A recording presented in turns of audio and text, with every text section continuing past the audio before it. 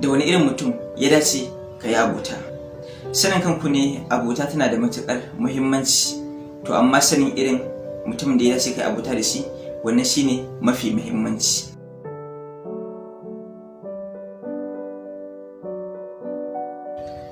Tabbas abota tana da matuƙar tasiri a cikin rayuwa, to amma kafin yin abota da kowane irin mutum akwai buƙatar ka yi duba zuwa ga shi ɗin wani irin mutum ne.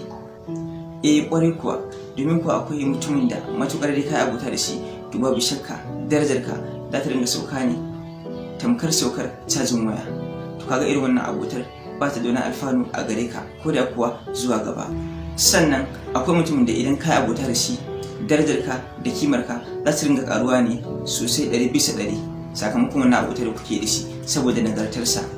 Haka zalika akwai mutumin da idan ka yi abota da shi zai gurɓata ma rayuwa ne saboda kasancewar shi a gurɓace yake. Tamkar ka ɗebo ruwa ne wanda yake baya da kyau ka zuba a cikin ruwan da yake da kyau, to ko da a idanu ya kasance mai haske to kaga ya ɓaci.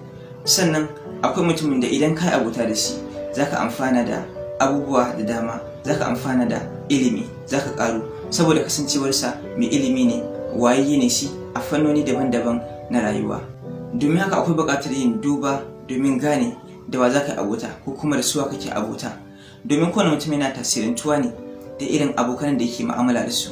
A don haka ma mutane masu basira idan suna son gano kai wani irin mutum ne sai su yi duba zuwa ga irin abokan da kake mu'amala da su, domin wannan hanya ce mai sauƙi da take bayyana hoton kai wani irin mutum ne. Idan dai har ka gane abin da nake nufi, da akwai irin kalar mutanen da su kasance a matsayin aminanka, abokananka, to gara ma ka kasance kai ɗaya a cikin tafiyarka. Wannan shi ne.